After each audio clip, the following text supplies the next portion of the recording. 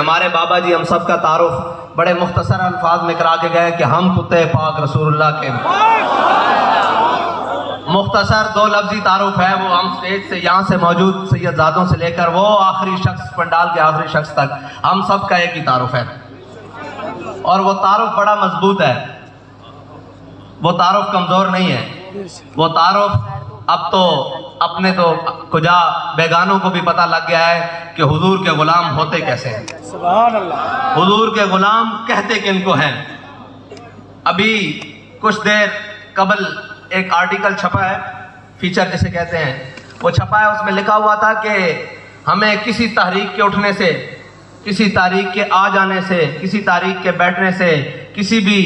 محرکات کے قوم میں اٹھنے سے خوف کبھی نہیں رہا، لیکن یہ جو لوگ اب اٹھے ہیں نا، یہ حقیقی طور پر ان کے وارث ہیں جنہوں نے 1400 سال مسلمانوں پر حکومت کی ہے، یہ ان نظریات کے حامل ہیں جو حضرت سیدنا داتا علی حجویری سے لے کر جناب علامہ خادم حسین رضوی تک آتے ہیں، اور ان کی روٹس، ان کی جڑیں وہ قوم کے بچے بچے تک ہیں، تو خدا را انہیں روکو۔ میں نے کہا یہ رکنے والے نہیں ہیں، یہ بدر میں 313 تھے نہیں رکے، یہ احد میں 750 تھے نہیں رکے، یہ خندق میں ہزاروں کی تعداد میں تھے نہیں رکے، یہ کربلا میں 72 تھے نہیں رکے، یہ جناب فیض آباد میں 150 تمہارے مطابق تھے نہیں رکے، تو یہ کیسے رک سکتے ہیں؟ انہوں نے تو قیامت تک جانا ہے، اور انشاءاللہ انہوں نے حضور سید عالم صلی اللہ علیہ وسلم کے دین کے پرچم کو پاکستان کے تخت کے اوپر لانا ہے، پھر نہ کہ پاکستان، پھر دنیا کے اوپر لہرانا ہے، اس لیے کہ علامہ اقبال کہا گیا ہے کہ وہ پرانے چاک جن کو عقل سی سکتی نہیں۔ سارے کہتے ہیں جی وہ آپ کے پاس تو بڑی گاڑیاں نہیں ہیں،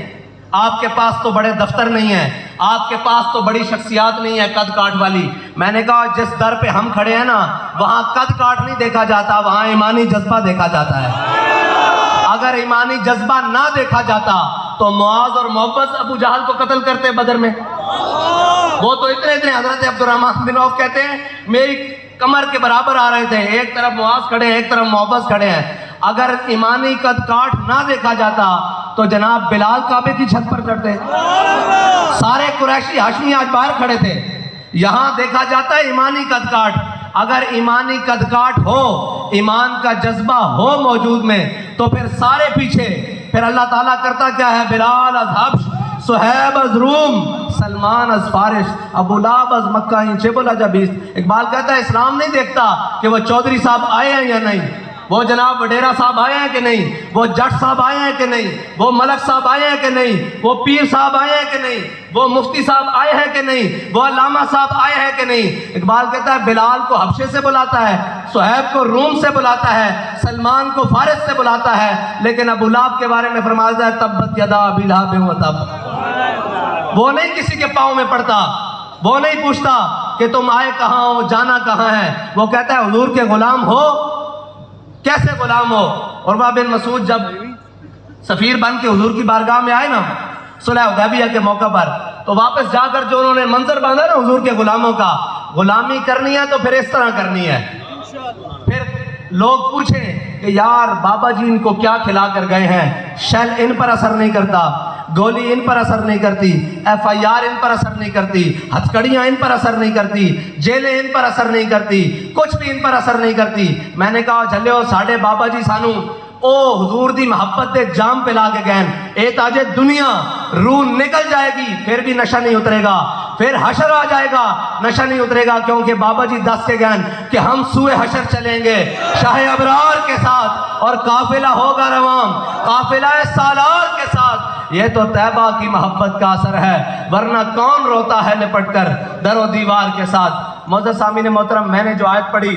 اللہ تعالیٰ حکم فرماتا ہے کہ میں تمہیں اپنی عبادت کے بعد حکم دیتا ہوں اپنے والدین سے حسن سلوک کا، وَقَضَىٰ رَبُّكَ أَلَّا تَعْبُدُوا إِلَّا إِيَّاهُ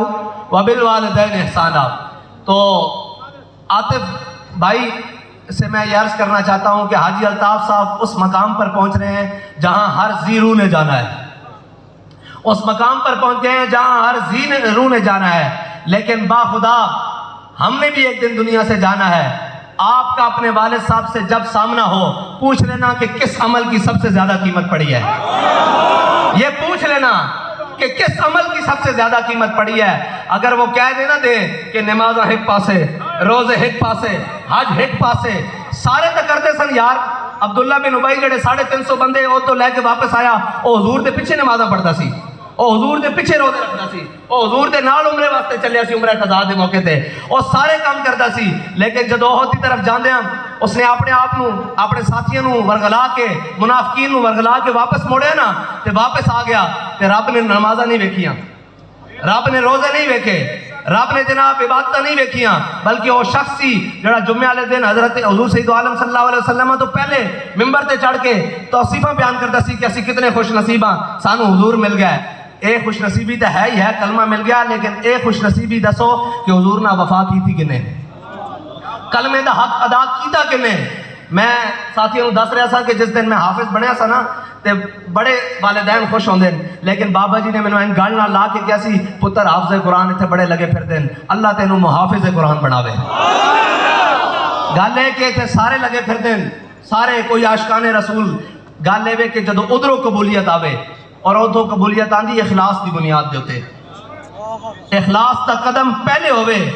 تے سر اس تو اگے ہوئے، پھر افلاک سے آتا ہے نالوں کا جواب آخر، کرتے ہیں خطاب آخر، اٹھتے ہیں حجاب آخر.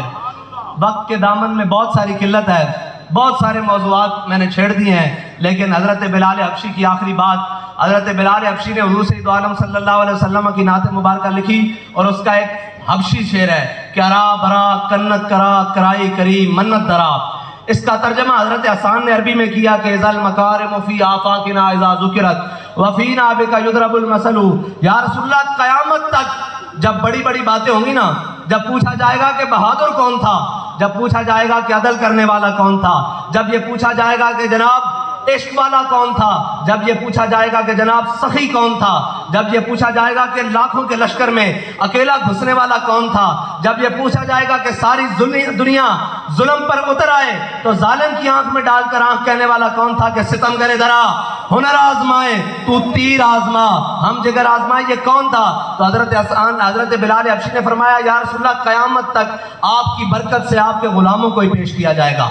جب بھی کوئی بڑی بات آئے گی، جب بھی کوئی میدان لگنے کی بات آئے گی، جب بھی کوئی عابد زاہد کسی بھی دنیا کے میدان میں بات آئے گی کہ اس مقام پر سب سے اوپر کون ہے، تو آپ کی برکت سے آپ کے غلاموں کو پیش کیا جائے گا. جب ساری دنیا منہ چھپا کر اور جناب معذرت خانہ دین بیان کر رہی ہوگی، تب ایک شخص کو اللہ تعالیٰ ویل چیئر پر بیٹھے ہوئے چن لے گا.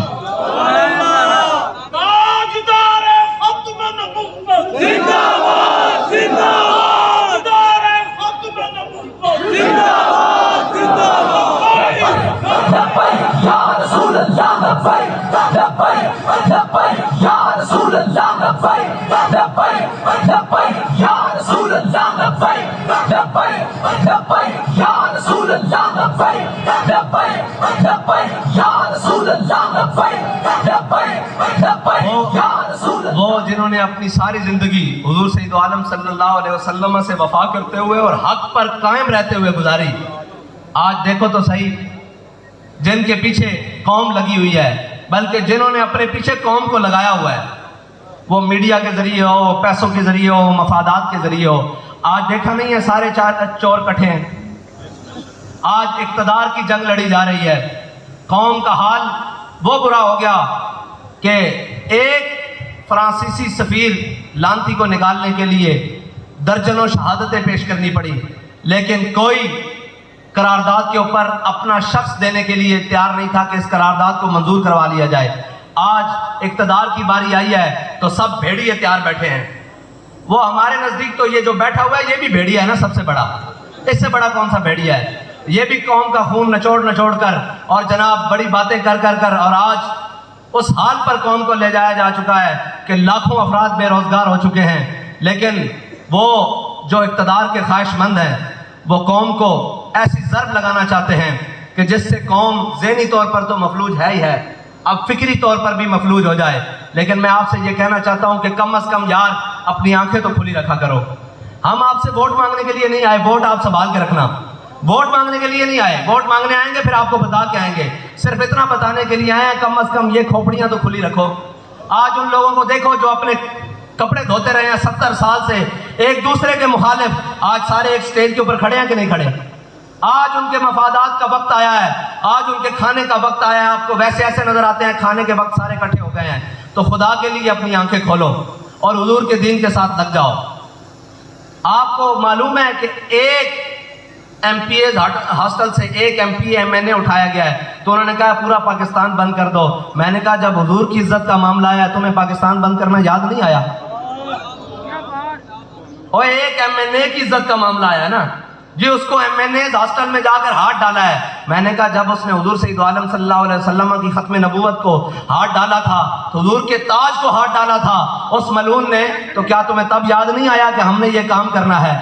آپ یاد رکھنا ایک بات قیامت تک کے لیے نوٹ رکھ لینا، یہ جو آپ کو نظر آ رہے ہیں نا، یہ جو آپ کو نظر آ رہے ہیں یہ کسی کی عزت کے لیے نہیں آئے، یہ صرف حضور سید عالم صلی اللہ علیہ وسلم کی عزت کے لیے آئے۔ اور ہمارے بابا جی یہ تربیت کر کر، اللہ اکبر، ہمارے بابا جی یہ ہماری تربیت کر کے گئے ہیں۔ میں آپ کو قسمیہ انداز میں کہتا ہوں کہ ہمارے ساروں کی عزت میں ہم کبھی کسی کو اپنی عزت کے لیے بلائیں گے بھی نا، یہ قوم نہیں آئے گی، لیکن ایک وہ چھوٹا بچہ بیٹھا ہوا جب اس قوم کو حضور کی عزت کے لیے بلائے گا تو یہ قوم اپنے بچے بھی لے کر حاضر ہوگی، اپنا مال بھی لے کر حاضر ہوگی اور اپنی جانیں بھی لے کر حاضر ہوگی۔ ہمیں حضور سید عالم صلی اللہ علیہ وسلم کے دین کے ساتھ اخلاص سے چلنے کی توفیق عطا فرمائے۔ وہ اخلاص جس کے بارے میں اقبال نے کہا، اخلاص عمل مانگ نیا گانے کہن سے۔ ہم سچی بات ہے، علامہ اقبال نے کہا نا، تڑپنے پھڑکنے کی توفیق دے، دل مرتضیٰ سوز صدیق دے۔ نہیں ممکن، ہمارے بس کی بات نہیں وہ سوز ہم پا سکیں۔ ہم تو کہتے ہیں یا اللہ کوئی تھوڑا سا سوز علامہ خادم حسین رضوی والا ہی دے دے، کہ جو چیز بیٹھنے نہ دے، کوئی بات ہو صحیح دین کے بارے میں تو وہ چیز اندر بیٹھنے نہ دے، بلکہ وہ ہر میدان میں آ کر کہے، ہر بات جانب آ کر کہے کہ لب بام بھی پکارا سردار بھی صدا دی۔ وہ جناب فیض آباد کا میدان ہو، وہ کہیں کا میدان ہو، وہ مسجد وزیر خان کی عزت کا معاملہ ہو، وہ حضور سید عالم صلی اللہ علیہ وسلم کے اوپر درود پڑے جانے کا، موٹر وے پر لگائے جانے والے بورڈوں کا معاملہ، کوئی بھی معاملہ ہو، وہ کشمیر کا معاملہ ہو، وہ امت مسلمہ کی بچیوں برما کا معاملہ ہو، کوئی بھی معاملہ ہو، وہ بابا آ کر کہتا تھا لب بام بھی پکارا سردار بھی صدا دی، میں کہاں کہاں پہنچا تیری دید کی لگن میں۔ اللہ تعالیٰ آپ کو اور مجھے عمل کی توفیق، اللہ تعالیٰ آپ کا اور میرا حامی و ناصر ہو۔ السلام علیکم ورحمۃ اللہ۔